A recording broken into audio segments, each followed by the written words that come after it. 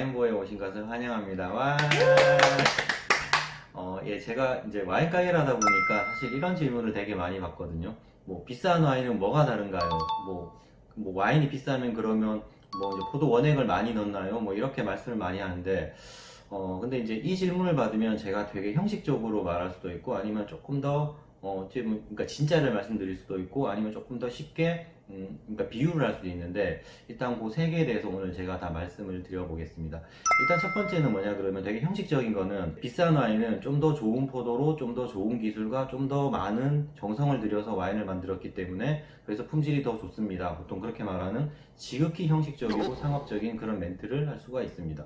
근데 이제 그거 말고 이제 조금 더 이제 구체적이고 사실은 약간 그러니까 진짜를 말씀을 드리면 첫 번째는 뭐냐 그러면 일단 재료비가 다르고 생산비가 다르다. 사실 이게 되게 중요한 건데 뭐냐면 재료비가 다르다는 이 말이 보통 이제 그 비싼 와인은 되게 유명한 원산지의 와인일 확률이 많습니다. 보통 뭐 유명한 곳이라 그러면 보통 이제 프랑스의 보르도, 부르고뉴, 아니 뭐 이태리 피에몬테 또는 뭐 이제 미국의 나파밸리 같은 사실 이런 데는 보면 땅값이 되게 비싸거든요. 근데 이제 땅값이 비싼 이유는 뭐냐 그러면 여기다가 이제 포도를 심어보고 와인을 만들어 보니까 더 맛있다는 거죠.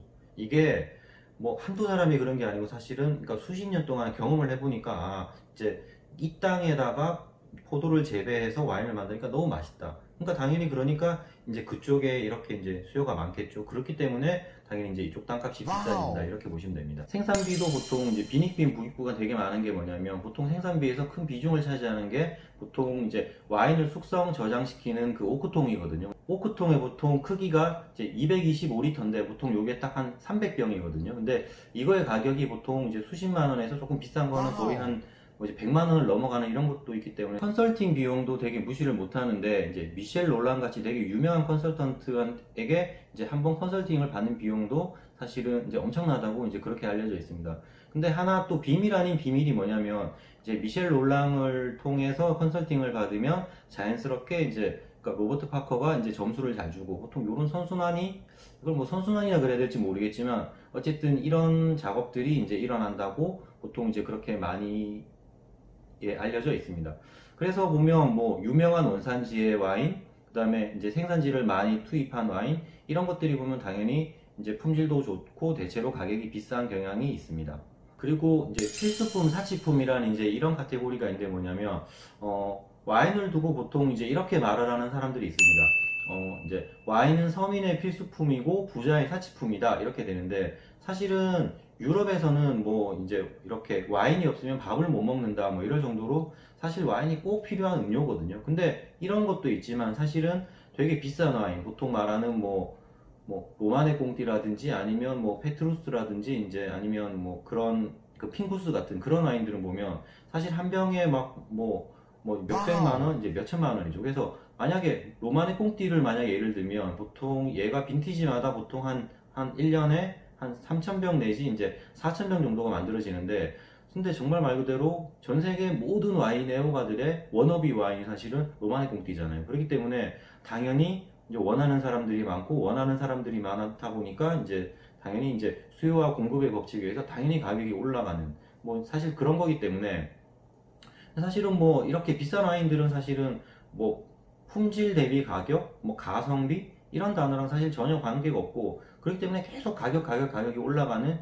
이제 이렇게 요즘이 이제 되고 있는 것 같습니다. 그리고 제일 중요한 세 번째 이제 비유로 설명하는 걸 말씀드리겠습니다. 일단 남자들한테 보통 제가 이제 설명을 할 때는 보통 이제 남자들은 차에 관심이 많기 때문에 보통 이제 차로 설명을 드리면 잘 이해를 하시거든요. 보면 기아의 모닝도 차고요.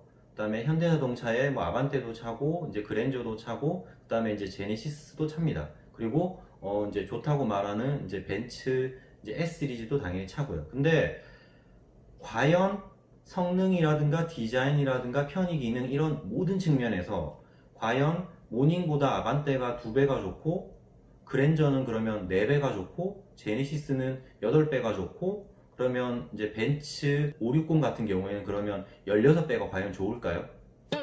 어떻게 생각하세요? 여자분들한테는 보통 이제 가방으로 제가 설명을 드리거든요.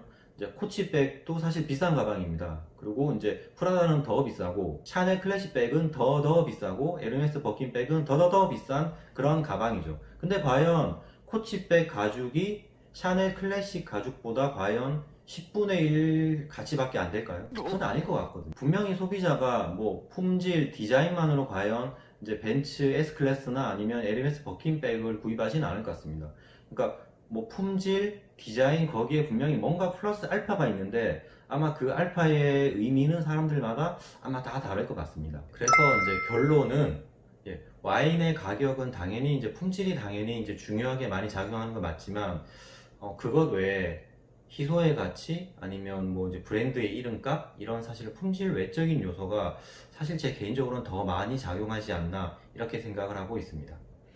그리고 저는 사실은 제가 어떤 비싼 와인보다도 사실은 제가 조금 선호하는 와인 중에 바로 요 이제 크리스탈 샴페인이 있거든요.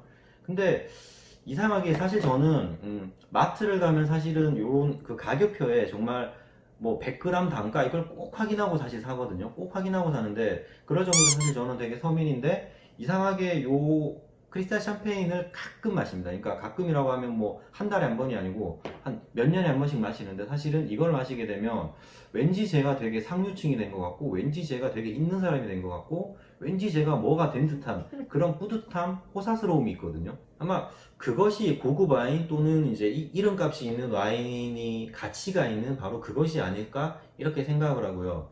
그리고 아마 그리고 이제 몇 년에 한 번씩 제가 이 이제 정말 좋은 날 이제 이 크리스탈 샴페인을 마시는 것이 제가 누릴 수 있는 최고의 사치 중에 하나가 아닐까 하거든요. 근데 사실 저는 그 사치를 누릴 때가 사실 너무 좋은 것 같습니다. 감사합니다.